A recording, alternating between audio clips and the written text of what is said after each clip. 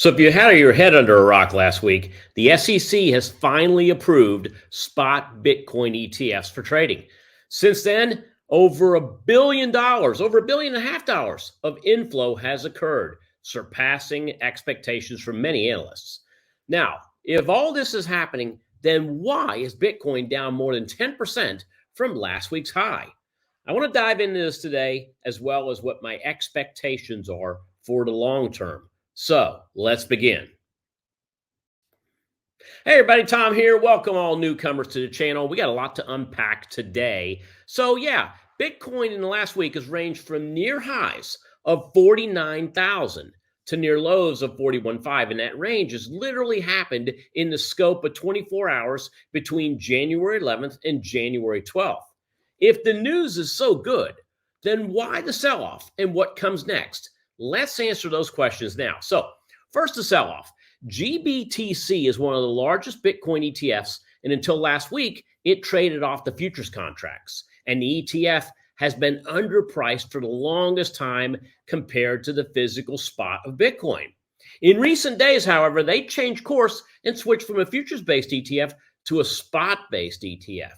Now, when that happened, two things occurred. First, arbitrageurs. These are folks that go in and look for a spread from the price of one asset and the price of another to narrow, and that's how they profit. So these folks were buying GBTC ahead of the news and selling futures Bitcoin against it. So when the move happened and GBTC jumped up against Bitcoin futures, they made a nice profit.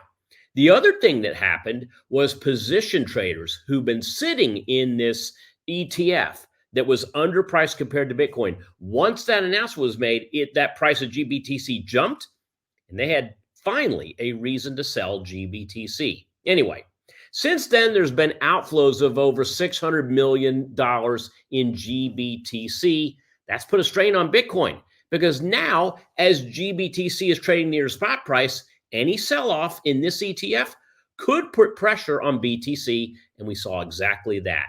Expect this to happen with any other Bitcoin futures ETF that changes from a futures-based ETF to a spot-based ETF.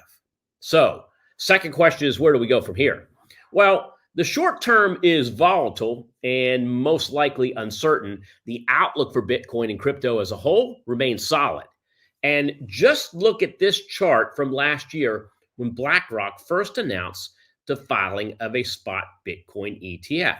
We went from a low that was down near 20,000 the coin to the highs you saw prior to the announcement by the SEC. And this happened since June 15th, 2023. That's an 80% increase in Bitcoin. And that was before the SEC approval. There will be many more ETFs coming on board than simply those that are switching from a futures-based ETF to a spot price ETF. Here's what this means.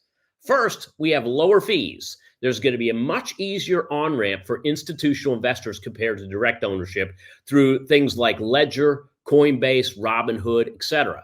Second, spot Bitcoin ETFs will also be eligible for use in all types of retirement accounts like IRAs and 401k plans. Now, this is going to introduce Bitcoin to a much broader investment base with tens of trillions of dollars in assets, because there's many people that have been sitting out there, want to get involved in Bitcoin, but just didn't want a Coinbase account.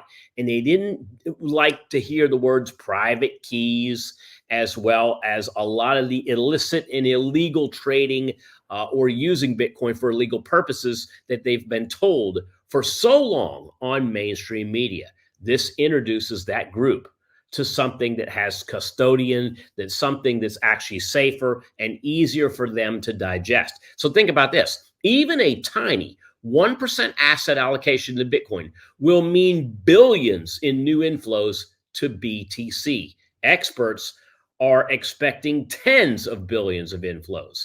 There's three takeaways from that. Number one, take a look at Van Eck. This is one that is projected to have $40 billion in its ETF group in 2 years. Galaxy's another. They expect $39 billion in 3 years. Now, that's just two of the dozens of firms out there already creating ETF and ETF products. I also expect an ETF to be for Ethereum soon, as well as index ETFs. Expect this: ETFs based on baskets of coins and certain altcoins based on industry. Number three, let's not forget about options on these ETFs, which will also be coming out soon. This, folks, is a game changer for the crypto trader that wants increased leverage and risk control. Now, let's talk about the multiplier effect. Each dollar that's invested in Bitcoin is what's known to have a multiplier effect, meaning that every additional dollar invested in the coin is expected to increase its market cap by a multiplier of that amount. Bank of America estimates the multiplier effect at 118x. That means that every dollar invested in Bitcoin or Bitcoin-related ETF could increase the market cap by 118x. That's huge. Bitcoin's entire market cap of today is under 900 billion. An inflow of, say, $40 billion over the next 3 years could take its market cap north of $5 trillion. Now, using more conservative estimates of the multiplier effect would still add hundreds of billions of dollars to Bitcoin's current market cap. Finally, Bitcoin's extremely scarce. You and I know there is another date coming up soon, the halving date. That's going to occur very, very soon, and that's going to put increased pressure not only on Bitcoin mining, but decreased rewards that go to those miners. So think about this. Take a look at all of the market cap that's out there in Bitcoin. I'm estimating, and our group's estimating, that 30% of all Bitcoins in the world are lost forever.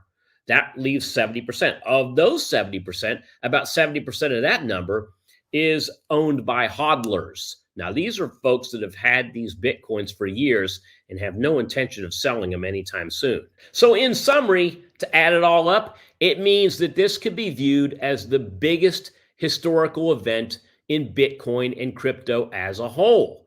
Now, it's an event that's going to need to be played out in years, not months, weeks, or days. All right, so guess what?